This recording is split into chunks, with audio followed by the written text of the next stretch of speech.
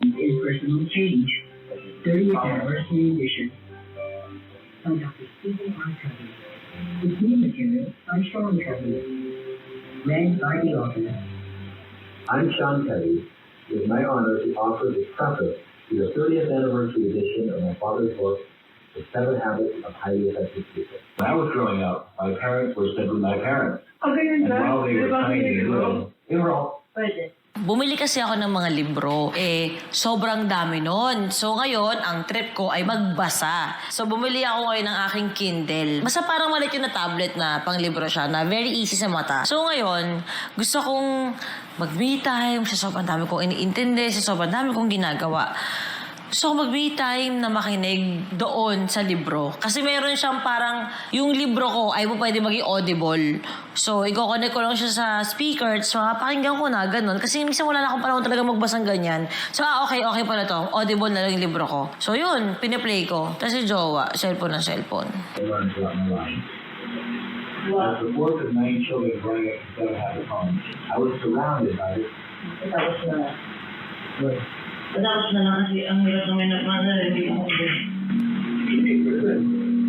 Nag-play ka kasi ng bagay. Prayer kasi. Ano po ba? Ano po ba? Tama nga eh.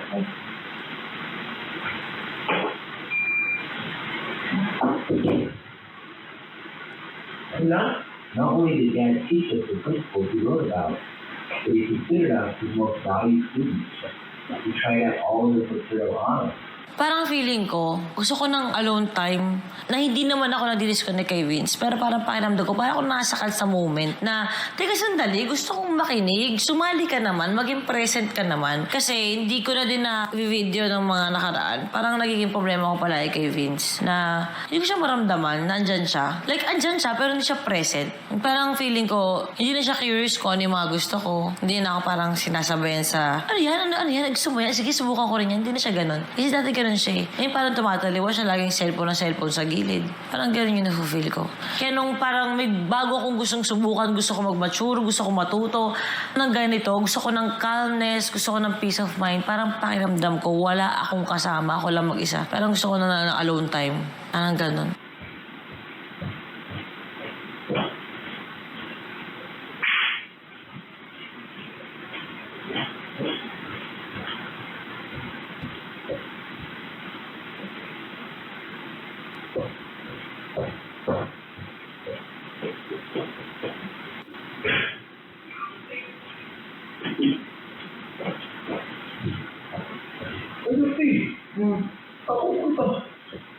Nahihirap talaga ako naman. Gusto mo, alam mo yun, magtrabaho mo, narinig ako na yun na. Alam mo yun? Narinig ko kung kanina pa.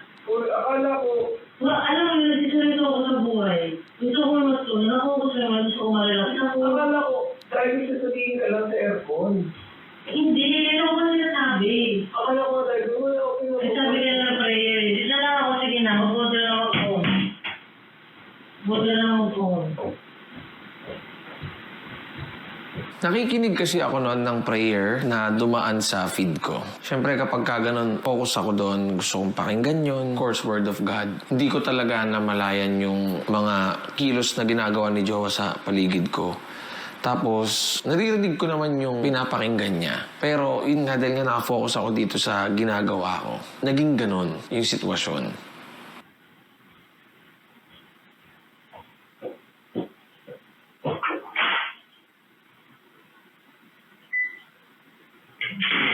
Birthday.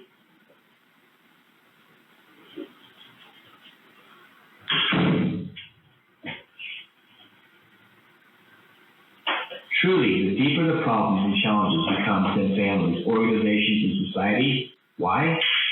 Because they're based on universal endure. My father didn't claim to invent these concepts. Universally accepted principles. Affirming your worth potential. Teaching you how to become a more effective person at work. Scientific breakthrough in the field of social-emotional learning or the behavioral sciences. Concur with what Jim Collins wrote in the foreword to this book, which you can access in the PDF file that came with it. Here's what he said. I think of what Stephen Covey did for personal effectiveness as analogous to what the graphical computers May did. nakapag-usapan natin. Hindi kasi akala ko lang po sa iuutos ka namin. Pwede ba maging present ka? Nakikita mo na meron ako bagong gusto i-try. Baka gusto mo maging interesado. Kasi nag-10 ako sa kwentuhan kay Giro, nagsaya ka na walang kwentang usapan sa basketball. Well, interesado po ako. Hindi ka interesado kasi kanina ka pa nag-phone. Kasi sinabi ko na, ganito, alam mo na rin yung aircon, tapos nakita mong pinili ko na. Nilipat ako, pinili ko ulit, nagpo-phone ka lang ulit. Nung nakita mo na nilipat na ako, pangalawang reaction ko na, saka ka na ulit. Nakatatlong play na po ako. Kaya akala ko kasi mahina na kasi binanong ko na sa tenga ko. Akala ko hindi mo na narinig. Kasi nga relaxation nga yung gusto ko. Nabawansin mo ba? Opo. Nag-transition ako, gusto ko ng kandila, gusto ko ng plan, gusto ko ng fade of mind, gusto ko mag-mature. Opo. Di ba? Opo nga. Kaya lang po miscommunication lang yung nangyari. Hindi miscommunication, hindi miscommunication. Feeling ko, miscommunication talaga yung nangyari. Hindi feeling eh, talagang miscommunication na talaga yung nangyari. Hindi ka interesado. Hindi kita kailangan sabihin ng base. Gusto mo rin interested, gusto mo rin marinig. Gusto mo malaman kung para sa to. Gusto mo educate tayo. Alam mo, diyain pa kita. Oh, sorry, nakinig lang ako ng prayer. Yung pangalawa, hindi na prayer ko Oh, prayer pa pinapakita. din yun. Kaya I'm so sorry. Interesado ko pagdating pa lang yun, gusto kong malaman kung ano yan. Well, hindi mo naman sinabi sa akin kung papasukin mo ba yan o hindi. Hindi ko kasi, nakikita mo naman ako eh. Oh, sorry. Hindi ko kailangan ikwento at diyain pa kita. Oh, bakit gano'n naman tayo Hindi ko kasi, pinipili na lang ito ba? Hindi kailangan na-explain ko ba sa'yo, babe? Hindi yan. Explain ko pa? Hindi ko sabihin Nakikita mo na nakikinig ako. Gusto mo naman pumunta na ako anik-anik. Hindi nakinig ako ng prayer Nagkasay na naman ako ng oras ko sa'yo. Gusto ko nga malak, ano ba? Kunti na lang tatakbo na talaga ako sa bahay na to. Inamin ko sa maging present ka naman. Pasensya na, jowa, kung nung mga oras na yun nagkaiba tayo ng trip or ng ginagawa. Pero gusto ko lang malaman mo na interesado pa rin ako sa mga bagay na kung anong gusto mong subukan. Hindi mawawala sa akin yun. At kung tingin mo nawawala ang connection natin, hindi rin po. Nagkakataon lang talaga na yung mga hindi tayo mapagkakasundo ang gawin sa isang moment na to. At gusto kong mangingi ng pasensya kung nararamdaman mo lahat yung mga bagay na yan. Babawi ako. I love you so much. Present nga ako, interesado nga ako. Sorry lang kanina kung nasabayan kita. Nakinig lang ako ng prayer. Yun lang.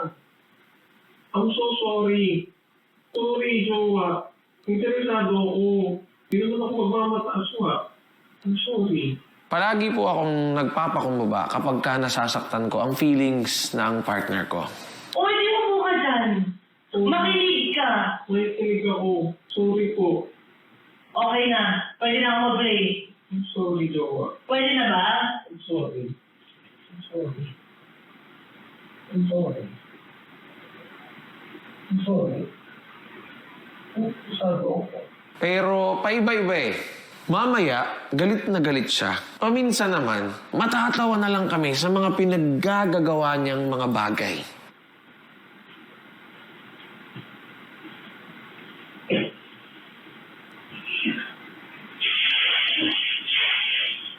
Akala ko ba tuwid ko? Ba't may sport ko siya na?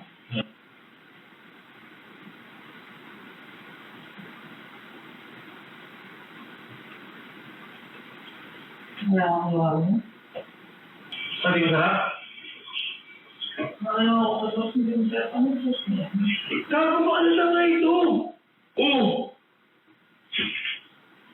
Hindi mo sarap ang sauce eh. Gago sa lang na ito eh. Kaya pala yun. Gago hindi na sinasot yan kasi sauce yan yan sa loob. Ano ka ba? Hindi mo sarap. So ito, naiintin mo ito. Gago sa lang na yan. Basa-basa na ako kasi. Oh, sauce na yan inside. Hindi mo na kailangan na ng sauce yan.